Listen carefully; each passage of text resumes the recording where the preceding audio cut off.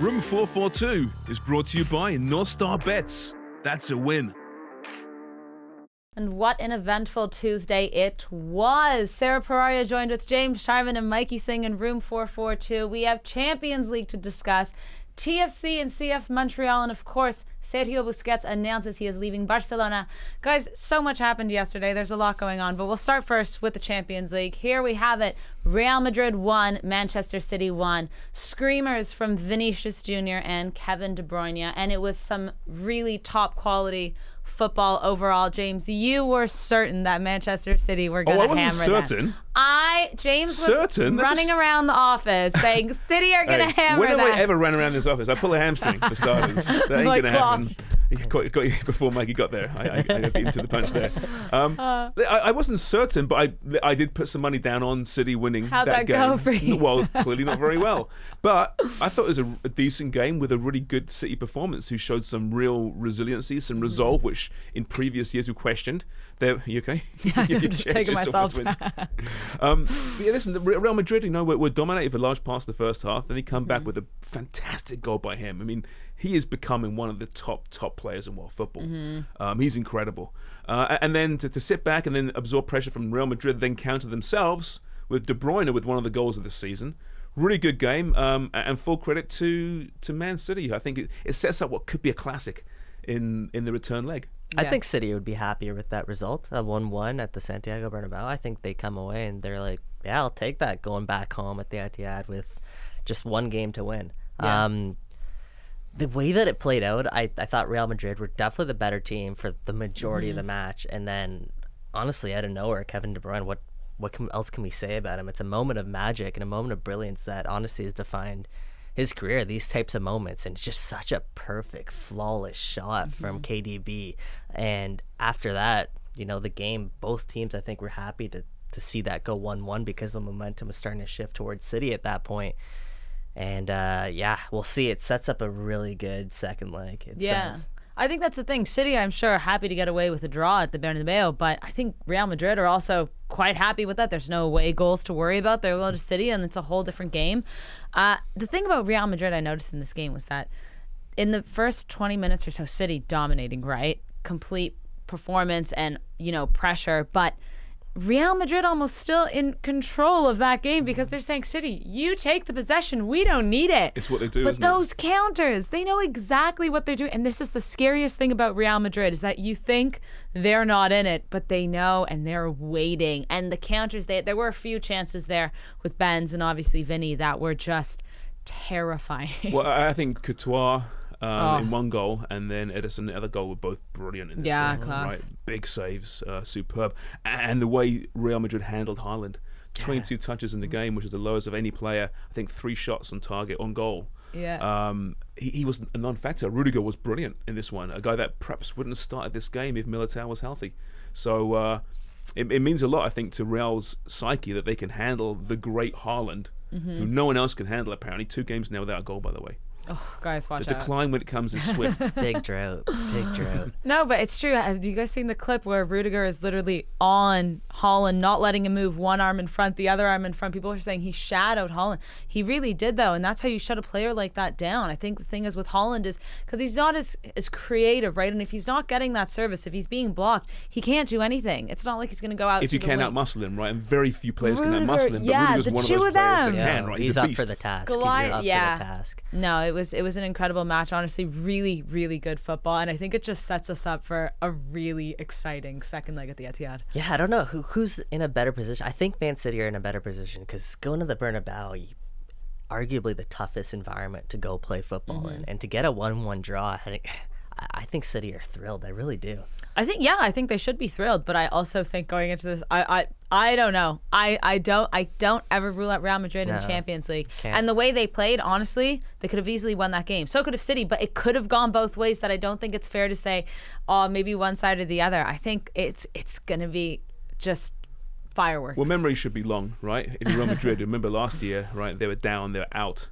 and then scored 2 goals in 5 minutes at the end of the game to beat City, right? So 3 goals, I think in the end, wasn't it? With Benzema at the very, very end, and Rodrigo with 2. So, I mean, then you're right. They're the one team in world football you never count out. Yeah. And at 1-1, it's a nice blank canvas. It sets up for something really special, I think, in a week. Good for us as fans, honestly. That's how we're looking at it. Solid. From a purely selfish standpoint, it's brilliant. Yeah, moving on from one really exciting game to one maybe, I don't know, exciting but not as good football. Toronto FC knocked out of the Canadian Championship quarterfinals. CF Montreal. Mikey, really just not good football. There's nothing more I can say about it. There was a lot going on around the game as well. We'll get into that. But overall, losing to Montreal especially has to hurt the team. Yeah, right. It's your rival. Yeah. And just the way that the season was trending, they started off decently. We were talking about that unbeaten run. We talked about the margins, but all of a sudden those margins are now a lot wider open. The 2 goals that TFC conceded yesterday, they had possession at the start of both of those goals. The first one was a free kick in the other team's end that fans are hoping that either Bernadeschi or Insigne are going to be putting away. Then all of a sudden that gets turned into a counterattack. And you want to talk about accountability. Like, who's tracking back there? You're leaving not Bernadeschi. You're leaving 19-year-old Kobe Franklin alone to defend. And you look at rewatch that clip. There's like 4 Montreal players who have beaten TFC up the field. That just can't happen. And then the second goal is off a throw-in. Okay, maybe Richie gets fouled, but then they fall asleep, and Montreal takes complete advantage. So, yeah, those 2 things, you dug yourself a hole, and they were unable to come out of it. They played better, but still, it's not anywhere close to enough for a team that boasts Insigne and Bernadeschi up front. Listen, numerous injuries to TFC, right? And they can use that as an excuse to a certain degree, and then their recent malaise. But listen, these are your big rivals, right? These are schoolboy errors. You're right. I mean, Bob Bradley, I don't know what was said in the room afterwards, but he cannot have been happy. He must have been screaming at that team to concede those 2 goals the way they conceded it. Richie Laryea was apoplectic. I tried. Apoplectic? Okay? That's the one, yeah. Yeah, that's the one. Yeah. It's a tough word. Too many syllables. What can I say? But he was very upset post-match. Well, let's see what Richie had to say post-match. Richie, I asked Bob, is there a sense that you guys dug yourselves a hole in the first half and couldn't get out of it despite the best efforts in the second? Yeah, probably we gave up, honestly, 2 really goals, so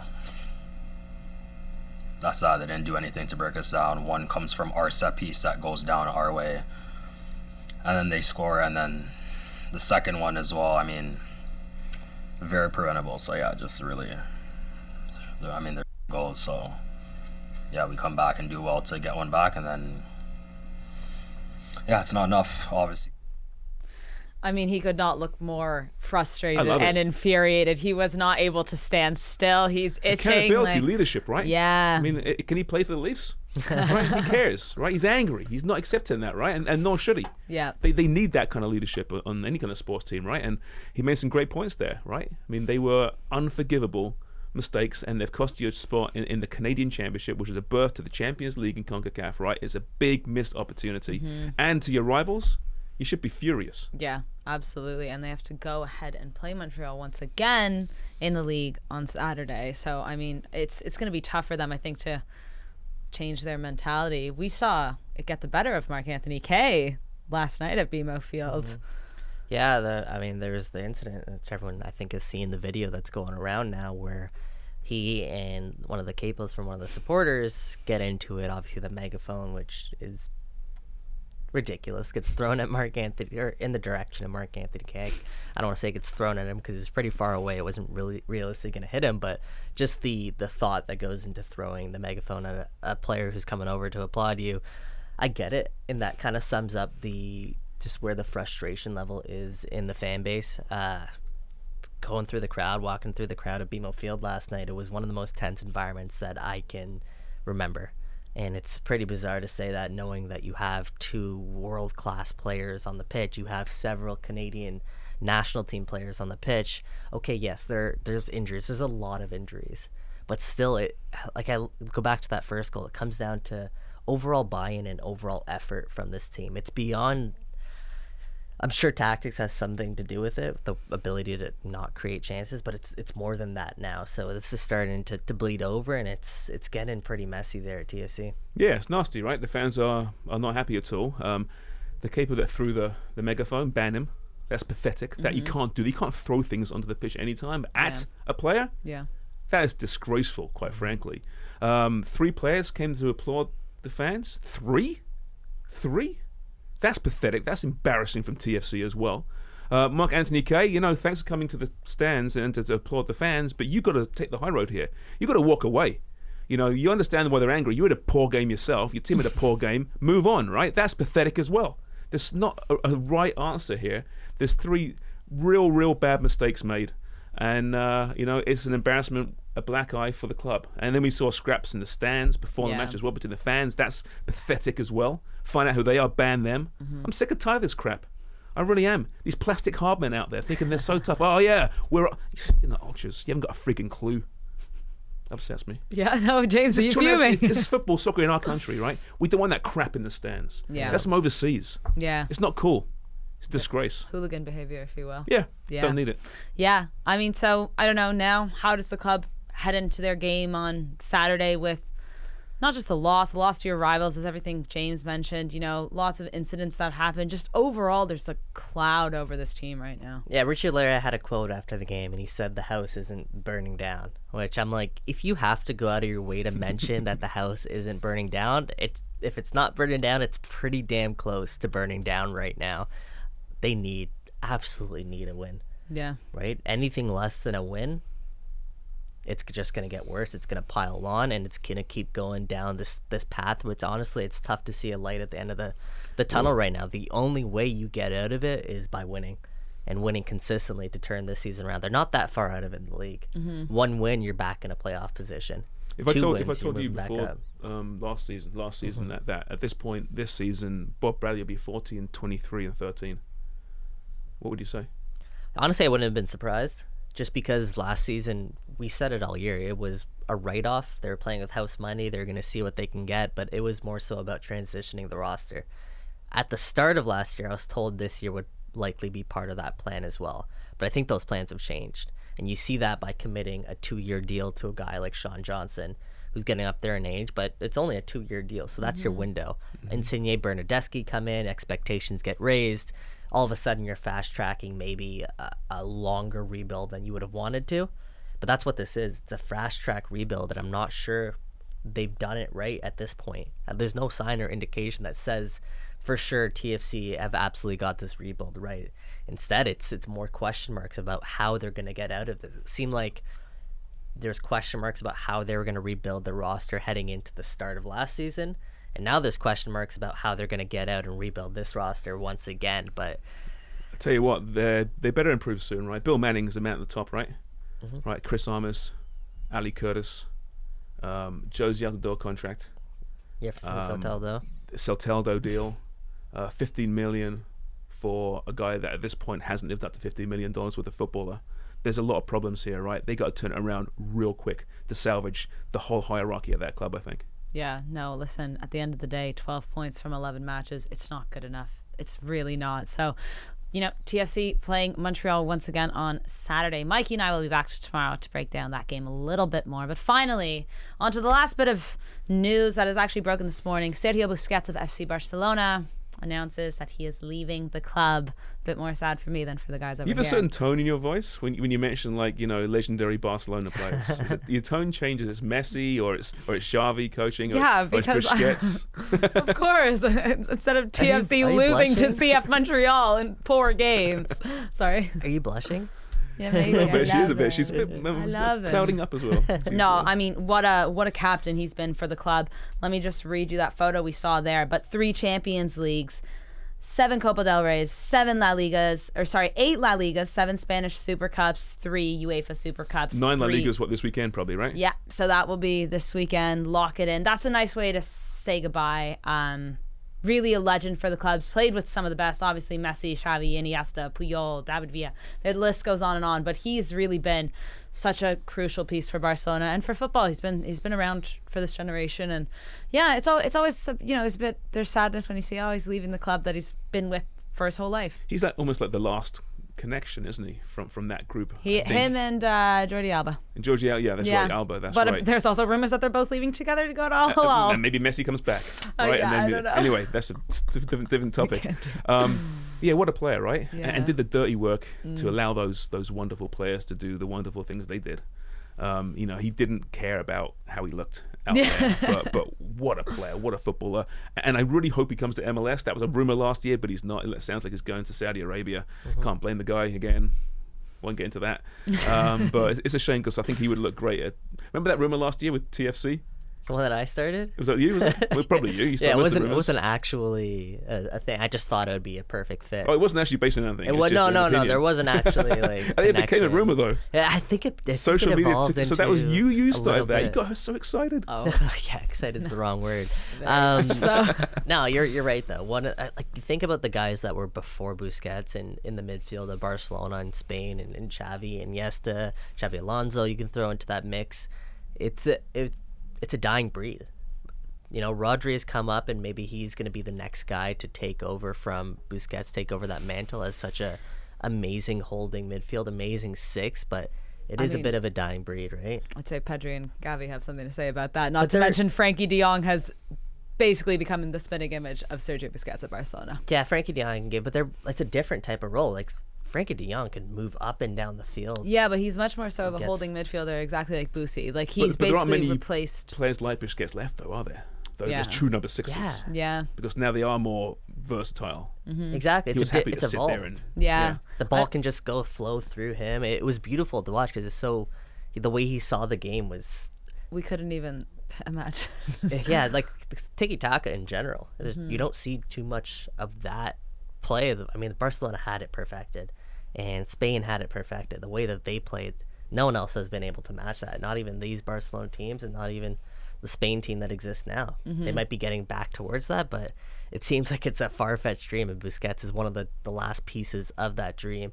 Edwin was saying, shout out Edwin, that he was also one of the most what was the word? Shithousery? I don't know if that's what I said. Shithouses. But definitely, if he's a player you love to have on your team, but you hate playing against. And, sometimes, his flopping, whatever, that could rub people the wrong way, but you got to take all of that out of it and just look at the player as a whole. Like, he is... a purveyor of the dark arts. That's what he said. That's what he said. Something like that, right? Yeah. You know what? Like Valverde these days. Real Madrid. Oh my goodness. No, absolutely. He had this ability to slow down a game.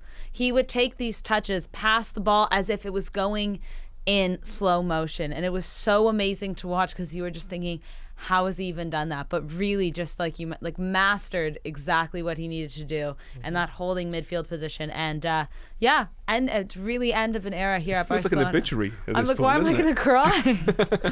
He's not dead. No, I know. I did. I was watching that video in the morning though, and I was like, don't you dare. I do feel like, I mean, you might not love to hear this, but if Busquets leaving, does that signal that Messi is potentially made up his mind?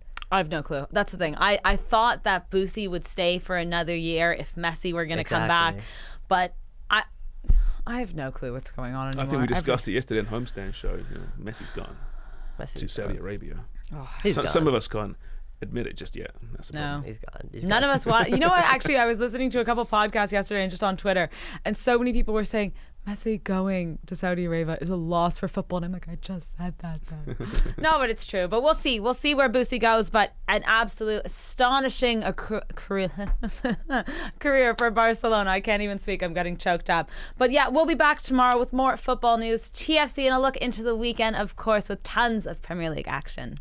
Room 442 is brought to you by North Star Bets. That's a win.